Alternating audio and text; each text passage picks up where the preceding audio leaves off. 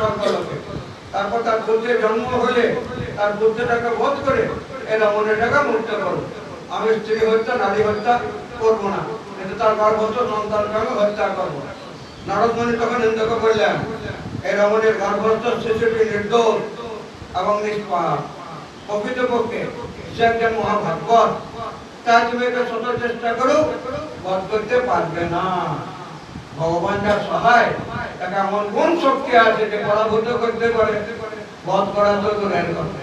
দেবশ্রী নারদের কাছ থেকে এই কথা শোনা মাত্রই দেবরাজেন্দ্র কয়াযুগে তৎক্ষণাৎ মুক্ত করেছিলেন। যেমনি দেবরাজেন্দ্র বললেন যে এর গর্ভে একজন ভক্ত আছে, মহাভাগবত আছে, সঙ্গে সঙ্গে মুক্ত করে দিলেন। তাই নারদমণির কথা সর্বতভাবে গ্রহণ করেছিল। তাই ইন্দ্র এবং দেবতারা সর্বতভাবে নারদমণির কথাটা গ্রহণ করেছিলেন। একেই বলা হয় পরম্পরা ধারায় জ্ঞান লাভ করা। দেবরাজ ইন্দ্র এবং দেবতারা জানতেন না যে হিরণ্যকশিপু স্ত্রী গয়াসুর গর্ভে একজন মহান ভক্ত রয়েছেন, কিন্তু নারদমণির কথা শ্রবণ করা মাত্রই তারা তো মেনে নিয়েছিলেন এবং কারাযুগে প্রদক্ষিণ করে এবং শ্রদ্ধা প্রদর্শন করে স্বর্গলোকে ফিরে গিয়েছে। পরম্পরা ধারায় আমাদের জ্ঞান আহরণ করতে হবে। আমাদের ইন্দ্রিয় দ্বারা যে জ্ঞান সব সীমিত, বুদ্ধিও আমাদের সীমিত, পরম্পরা ধারায়। সুতরাং পরম্পরা ধারায় আমাদের গুরুদেব এসছেন, তার কাছ থেকে আমাদের জ্ঞানটা নিতে হবে। তিনি যা বলছেন তো অভ্রান্ত সত্য, আমরা বুঝতে পারি চাই না পারি, তার উপরে সকলে সবাই তো আমাদের হৃদয়ঙ্গম হয় না, উপলব্ধি হয় না, বুঝতে পারি না, কিন্তু তিনি পরম্পরা ধারা এসেছেন, তিনি পূর্ণ সত্য দ্রষ্টা পুরুষ। সুতরাং আমাদেরও পরম্পরা ধারায় জ্ঞান লাভ করতে হবে। আমরা পরম্পরা ধারায় আমাদের গুরুদেবকে পেয়েছি। দেবশ্রী নারদ কয়াযুগে তার আশ্রমে নিয়ে এসেছিলেন এবং তাকে সর্বতভাবে রক্ষা করার প্রতিশ্রুতি দিয়ে বলেছিলেন, তুমি নিশ্চিন্তে থাকো, তোমার প্রতি হিরণ্যকশিপু ফিরে না আসা পর্যন্ত তুমি নিশ্চিন্ত আমার আশ্রমে থাকো। তোমার স্বামীটা মন্দার পর্বতে তপস্যা করতে গিয়েছে, ও যতক্ষণ আসবে ফিরে, তুমি আমার নিশ্চিন্ত এখানে থাকো। হিরণ্যকশিপু তার কঠোর তপস্যা থেকে ফিরে না আসা পর্যন্ত নারদমণির আশ্রমে ছিলেন। যতদিন পর্যন্ত হিরণ্যকশিপু ফিরে না আসেছিল ততদিন কিন্তু নারদমণির তত্ত্বাবধানে ছিলেন। গর্ভবতী সেটি কয়াযু তার গর্ভস্থ সন্তানের মঙ্গল কামনা করে তার পতির আগমনের পর প্রসব করার বাসনা করেছিল যে আমার পতি আসবে, তারপরে আমি কিন্তু সন্তান প্রসব করব। এভাবে কয়াযু পরম ভক্তি সহকারে নারদমণির সেবা করে তার আশ্রম অবস্থান করেছিল। আশ্রম অবস্থানকালীন পূর্ণ গর্ভবতী সতী কয়াযুকে নারদমণি যেসব উপদেশ দিতেন, ভক্ত প্রহ্লাদ তার মাতৃ গর্ভে থাকাকালীন তা শ্রবণ করে সেই শিক্ষা গ্রহণ করেছিল। কেননা এই ভগবত শক্তি অপ্রতিহত, একে রোধ করা যায় না। তো সুতরাং মাতৃগর্ভে শিখেছিল বহুত ধারণা আছে। এই যে অভিমন্যু ওর মা আর বাবা অর্জুন, তো অর্জুন ওই কি বলে চক্রব্য ভেদের ঘটনাটা বলছিলেন। তো চক্রব্য ভেদ কি করে করতে শুনেছিলেন, তারপরে কিন্তু অভিমন্যুর মা ঘুমিয়ে পড়েছিল, আর শুনতেই পারেন না। তো সংকটকালীন যুদ্ধের দিন অভিমন্যু কিন্তু চক্রব্য ভেদ করেছিলেন, কিন্তু বেঁচে আসতে পারেন না। মাতৃগর্ভটা হচ্ছে সবচেয়ে শিক্ষার আদর্শ স্থান। সুতরাং মা হচ্ছে প্রথম এবং প্রধান শিক্ষিকা। সুতরাং মায়ের দান অপরিসীম। একটি মাই পারেন এই পৃথিবীতে সুসন্তানকে আনতে, তার ইচ্ছার উপরে নির্ভর করছে সেই সন্তানটি কুসন্তান হবে না সুসন্তান হবে। সুতরাং ওই জন্য শাস্ত্রে বলেছেন মা হওয়া কি মুখের কথা, একটি সন্তানকে পৃথিবীতে আনার জন্য মায়ের দান অপরিসীম। যারা জগৎকে একটা কথা আছে, নেপোলিয়ন বোনাপার্ট বলেছিলেন, you shall give me good mother, I shall give you good nation. তোমরা আমাকে ভালো মা দাও, আমি তোমাদের ভালো জাতি দেবো। সুতরাং মায়ের ভূমিকা যে কি সেটা ভাষায় ব্যক্ত করা যায় না।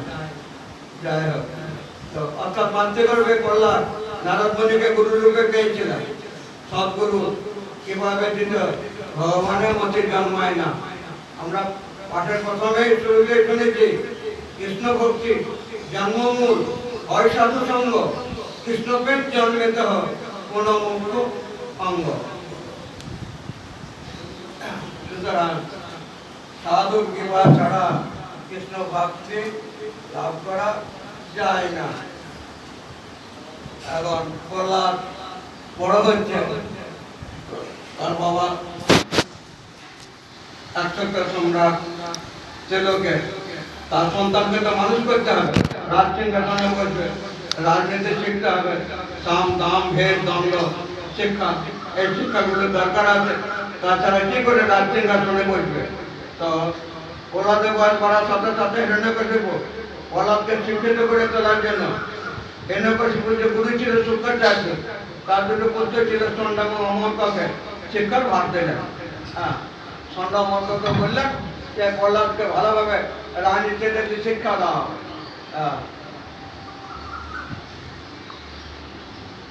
যদি হিরণ্যকশিপুর নির্দেশে সেই শিক্ষকেরা বালা প্রহ্লাদকে রাজনীতি অর্থনীতি আদি যারা যাদের বিষয়ে শিক্ষা দান করার চেষ্টা করেছিল, কিন্তু প্রহ্লাদ সেই সমস্ত বিষয়ে আগ্রহী সেই সামনে তার হচ্ছে বিষয়ে আগ্রহী ছিল না। এটা আদর্শ শিক্ষকেই গেছেন মাতৃগর্ভে। হ্যাঁ, পক্ষান্তরে প্রহ্লাদ শুদ্ধ ভক্তির অনুশীলন করেছিলেন। কিছুদিন শিক্ষা লাভের পর হিরণ্যকশিপু স্নেহ করে তার পুত্র প্রহ্লাদকে তার কোলে নিয়ে তাকে চুম্বন করে আদর করে জিজ্ঞাসা করলেন, হে প্রিয় পুত্র প্রহ্লাদ, তুমি এতদিন গুরুগৃহ থেকে যে শিক্ষা লাভ করেছ তার সার অংশ আমাকে শোনাও। তুমি কি প্রকৃত কি শিক্ষা লাভ করলে শোনা। তখন তার উত্তরে প্রহ্লাদ মহারাজ পিতাকে বললেন, শ্রবণং কীর্তনং বিষ্ণু স্মরণং পদসেবনং অর্জনং বন্দনং দাস্যং সূক্ষ্ম আত্মনিবেদনং এটি পুংসা পিতা বিষ্ণু ভক্তি চেন্নবলক্ষণা ক্রিয়ত ভগবত অর্থাৎ তন্মন্যে ভিতমুত্তম। প্রহ্লাদ মহারাজ বললেন, ভগবানের দিব্য নাম রূপ গুণ পরিকর লীলাসমূহ শ্রবণ এবং কীর্তন, তাদের স্মরণ, ভগবান সে পাদ পদ্মের সেবা, সরস্বপচারে শ্রদ্ধা সহকারে ভগবানের অর্চনা, ভগবানের বন্দনা, তার দাস হওয়া, ভগবানকে প্রিয়তম বন্ধু বলে মনে করা এবং ভগবানের কাছে সর্বস্ব সমর্পণ করা, অর্থাৎ তাই মনোবাক্যে তার সেবা করা, এগুলি শুদ্ধ ভক্তি নয়টি পন্থা। যে নববিধা ভক্তির দ্বারা শ্রীকৃষ্ণের সেবায় তার জীবন অর্পণ করেছেন, তিনি সর্বশ্রেষ্ঠ বিদ্বান, কারণ তিনি পূর্ণ জ্ঞান প্রাপ্ত হয়েছেন। শাস্ত্র বলেন বিদ্যা ভাগবতাবতী, অর্থাৎ যে বিদ্যা ভগবানের পাদপদ্মে জীবকে পৌঁছা দেয় তাই প্রকৃত বিদ্যা। শাস্ত্র বলেন পরে জানিল কৃষ্ণ ভক্তি জানিবারে সে জেনে হইল বিদ্যায় কি করে। সেই বিদ্যার পরে জানিও নিশ্চয় কৃষ্ণ পাদপদ্মে মতি যদি গায়। শ্রী চৈতন্য ভাগবতে ব্যথাবতার বিন্দুবন দাস ঠাকুর আদি খণ্ডে ত্রয়োদশ অধ্যায় দিগ্বিজয় পণ্ডিতের প্রতি মহাপ্রভুর উপদেশে জানিয়েছেন, দিগ্বিজয় করিব বিদ্যার কার্য নহে, ঈশ্বর ভজিলে সে বিদ্যা সত্য কহে। বিদ্যার সার্থকতা এইখানে গুরুকে প্রহ্লাদের শিক্ষার প্রসঙ্গে আলোচনা করতে গেলে কমপক্ষে 50 মিনিট সময় লাগবে, সময় তো সীমিত। তার প্রিয় পুত্র প্রহ্লাদের শিক্ষার ব্যাপারে হিরণ্যকশিপু অত্যন্ত উদ্বিগ্ন এবং অসন্তুষ্ট হয়েছিল। আমি যে জিনিস শিক্ষা করতে দিলাম এটা তার উচ্চ শিক্ষা গ্রহণ করেছে, আমার যে শত্রু তারই তো গুণগাথা, তারই তো গুণগাথা গাইছে, মনে সন্তুষ্ট নাই এই শিক্ষাতে। হিরণ্যকশিপু তার প্রহ্লাদ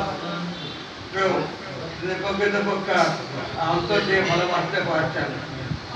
প্রহ্লাদ মহারাজের নিকট থেকে বিষ্ণু ভক্তের কথা শ্রবণ করে দীপ্ত হুতাশনে নেয় প্রধান্বিত হয়ে তার কোল থেকে প্রহ্লাদকে মাটিতে চুড়ে ফেলে দিয়েছিলেন। কারণ যে বিষ্ণু তার শত্রু, সেই বিষ্ণুর যত কথা প্রহ্লাদ কীর্তন করছে, পথে আদপ্ত লোচন হয়ে হিরণ্যকশিপু তার ভৃত্যদের বললে, হে অসুরগণ, এই বালক এখান থেকে নিয়ে যাও, এ বধের যোগ্য, সুতরাং তোমরা এখন একে বধ করো। কারণ প্রহ্লাদ আমার শত্রু, বিষ্ণুর পদ্ধতি বলে সবাই যুক্ত হয়, এর কোন অঙ্গ যদি যুক্তি দিলেন প্রহ্লাদ মহারাজ, দেহের কোন অঙ্গ যদি রোগের ফলে বিষাক্ত হয়ে যায় তাহলে অবশ্যই শরীরকে রক্ষা করার জন্য তা কেটে ফেলা উচিত। কোন অংশ জায়গা বিশেষগত হয়ে ওটাকে কেটে না ফেলে ওটা শরীরটা বিষাক্ত হয়ে যাবে।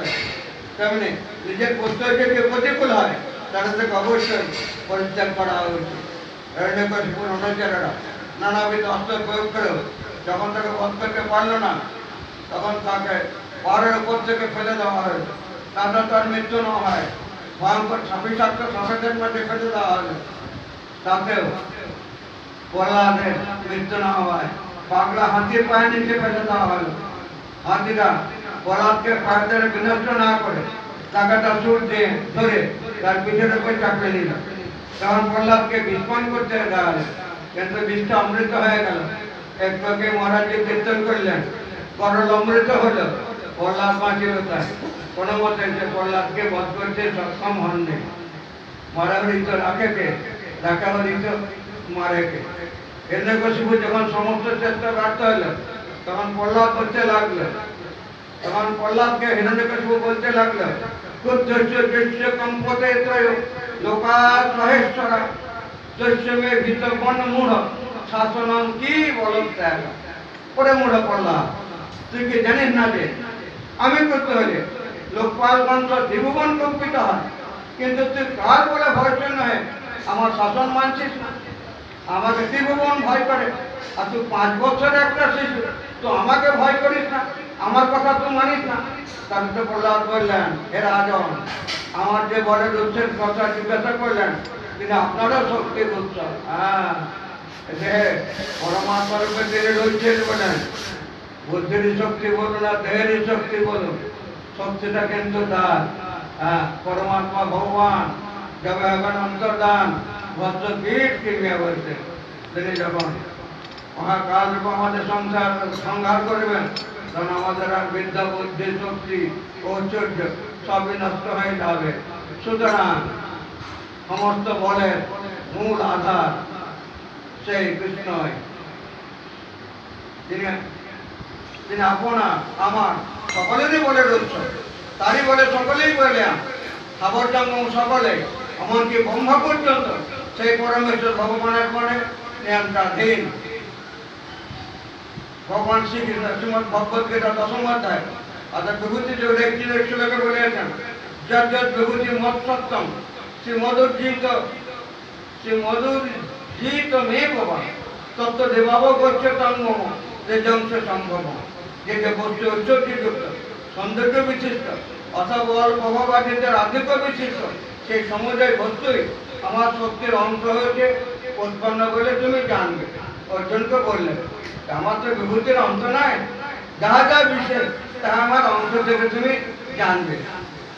জীবের অধীন অবস্থা বুঝতে কোটি কোটি জন্ম লাগে, কিন্তু কেউ যখন প্রকৃতপক্ষে জ্ঞানবান হন তখন তিনি ভগবানের শরণাগত হন। ভগবত গীতা 7ম অধ্যায় অর্থাৎ বিজ্ঞান যুগে 19 শ্লোকে ভগবান জানিয়েছেন, বহু নামি জন্ম নামন্তে জ্ঞানমান মাম প্রবদ্ধতে বাসুদেব সর্বমিতি স মহাত্মা সুদুর্লভ। অর্থাৎ বহু জন্মের পরে জ্ঞানী ব্যক্তি যদ্দিচ্ছাক্রমে তার জীবনের সাধুসঙ্গের ফলে সমগ্র চরাচর বিশ্বই বাসুদেবময় অর্থাৎ বাসুদেবাধীন এইরূপ জ্ঞানে যুক্ত হয়ে আমাদের শরণাগত হন।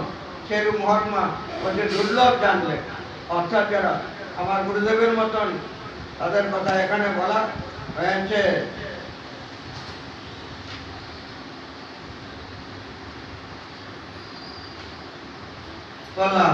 তার পিতা হিরণ্যকশিপুকে আরো বললেন, সেই পরমেশ্বর ভগবান যিনি পরম নিয়ন্ত্রণ এবং কালস্বরূপ, তিনি ইন্দ্রিয়ের বল, মনের বল, দেহের শক্তি এবং ইন্দ্রিয়েরও আত্মা। তার পরাক্রম অসীম, তিনি সকলের শ্রেষ্ঠ, তিনি জড়া প্রকৃতি 3 গুণের অধীষ্ঠ। তিনি তার শক্তির দ্বারা এই বিশ্ব সৃষ্টি করেন, পালন করেন এবং সংহার করেন। সময় সংক্ষেপ, পিতাকে তিনি যে জ্ঞানকর্ম করতে দিয়েছিলেন তা বর্ণনা করতে কম করে 20 থেকে 25 মিনিট সময় লাগে। বা প্রহ্লাদের নিকট থেকে এইসব শাস্ত্র কথা শ্রবণ করে হিরণ্যকশিপু আরো প্রধানে চড়লেন। হিতোপদেশে বলা হয়েছে, উপদেশ হি মূর্খানাং লোকপায়ন অশান্তায়। মূর্খ ব্যক্তিকে সদুপদেশ দিলে সে তা সদ্ব্যবহার না করে পক্ষান্তরে করতে হয়।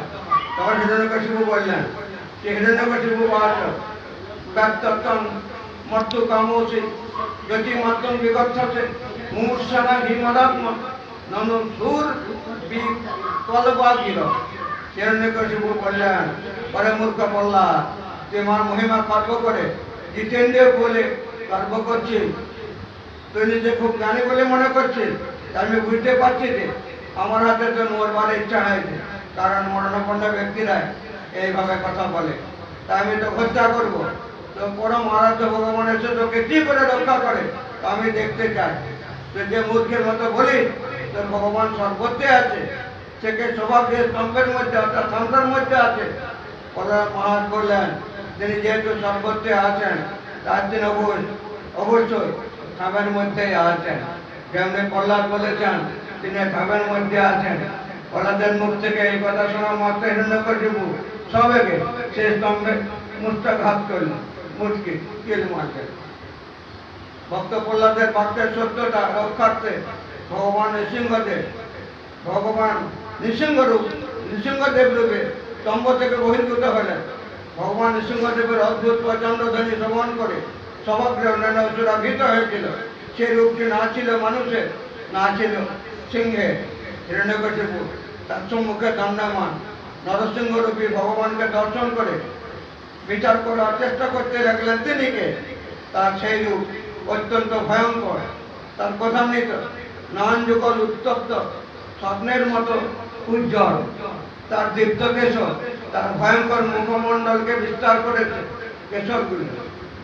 তার দন্তভক্তি ভয়ানক, তার ক্ষুরধার জিহ্বা খড়গের মতো চঞ্চল, তার উন্নত কর্ণযুগল নিশ্চল এবং তার মুখ নাচকে বিপদ পর্বতের গুহার মতো।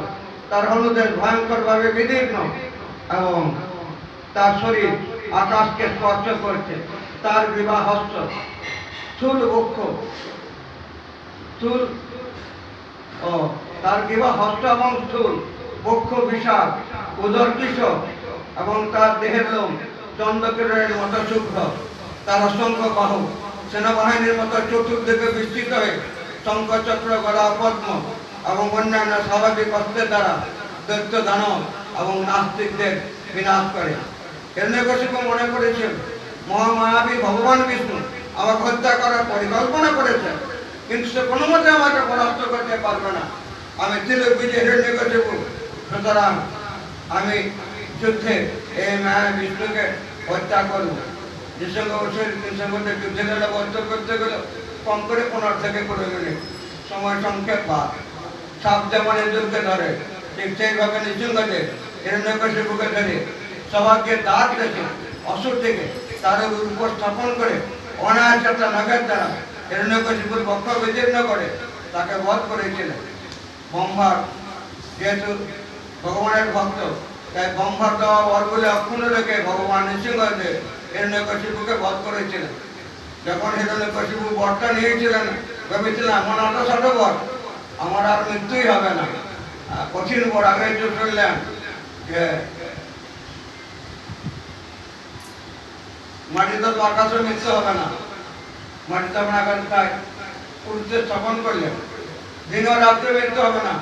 গৌতনী লগ্নে একটু আগে কত কটে 5:59 না কত মিনিট গৌতনী লগ্নে ওটা দিন হলে রাত্রি হলে, দিন যেছে রাত্রি আসছে সন্ধে, ওটার জন্য বলা হয় সন্ধ্যা।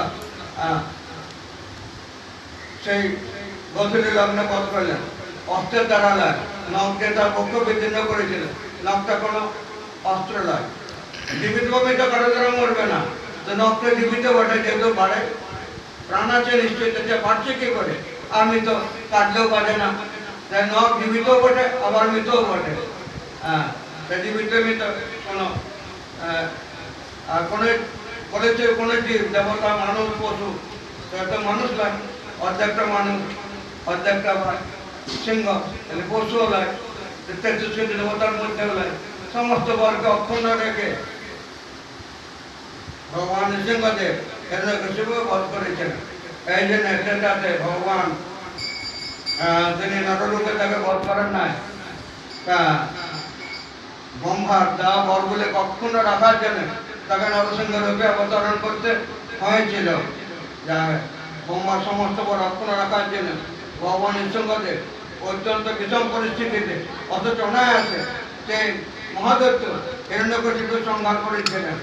তাই জয়দেব গোস্বামী পাল তার অমর লেখনী শ্রী গোবিন্দের প্রথম স্বর্গে সমুদ্র দামোদর আত্মক শ্লোকে লিখলেন, তব করো কমল বরে রকম